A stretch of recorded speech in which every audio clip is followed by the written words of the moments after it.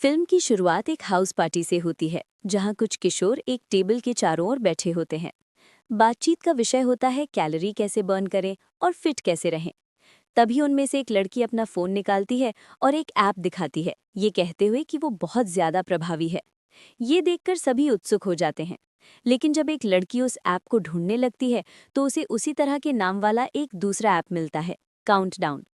App का विवरण पढ़कर उसे पता चलता है कि ये किसी व्यक्ति की मौत का सटीक समय आखिरी सेकंड तक बता सकता है। ये जानकर पूरा ग्रुप रोमांचित हो जाता है और वे इसे एक ड्रिंकिंग गेम बनाने का फैसला करते हैं। हालांकि कोर्टनी नाम की एक लड़की हिचकिचाती है, लेकिन सबके जोर देने पर वो अनिच्छा से ऐप डाउनलोड कर लेती है और शर्तें स्वीकार कर लेती है। इसके बाद सभी को 20 से 70 साल तक का समय दिखता है, लेकिन कोर्टनी के फोन में सिर्फ 3 घंटे बचे होते हैं। कोई भी इसे गंभीरता से नहीं लेता और खेल के नियमों के मुताबिक उसे सारी बियर पीने को कहते हैं। तभी उसका बॉयफ्रेंड इवान आ जाता है और उसकी मदद करता है। इवान इतना नशे में हो जाता है कि गाड़ी चलाने लायक नहीं रहता, फिर भी वो ड्राइव करने की जिद करता है। पार्टी खत्म होने के बाद कोर्टनी उसे छोड़कर अकेले पैदल घर जाने का फैसला करती है। रास्ते में उसे ऐप से एक रहस्यमयी मैसेज मिलता है कि उसने यूजर अग्रीमेंट तोड़ दिया है।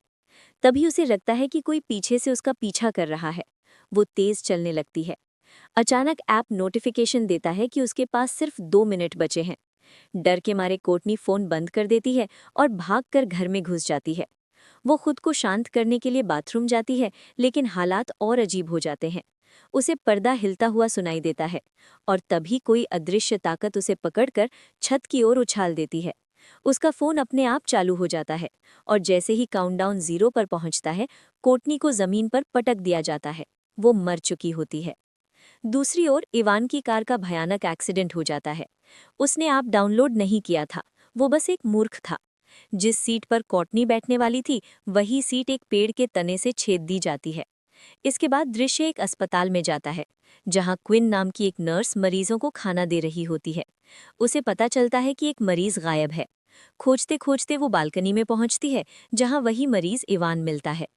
क्विन उसके साथ बैठकर उसे शांत करने की कोशिश करती है, क्योंकि अगले दिन उसकी सर्जरी है। इवान उसे काउंटडाउन ऐप के बारे में बताता है और कहता है कि उसके पास सिर्फ 19 घंटे बचे हैं। वो कोर्टनी की मौत के बारे में भी बताता है और मानता है कि उसकी भी मौत तय समय पर होगी। क्वीन इन बातों पर यकीन नहीं करती और उसे दिलासा देती है। वापस लौटते समय उसकी मुलाकात सीनियर नर्स एमी से होती है। तभी अस्पताल स्टाफ केक लेकर आता है।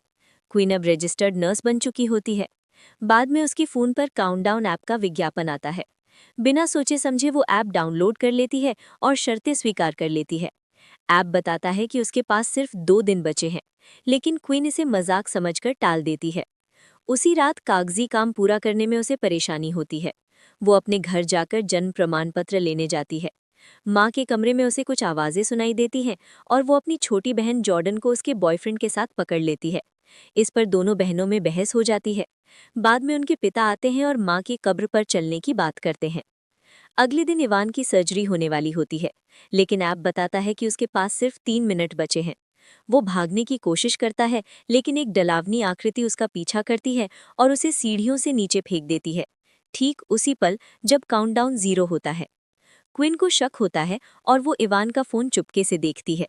उसे पता चलता है कि उसकी खुद की मौत का समय उसी दिन और उसी घंटे है, जब वो अपने परिवार के साथ कब्रिस्तान जाने वाली थी।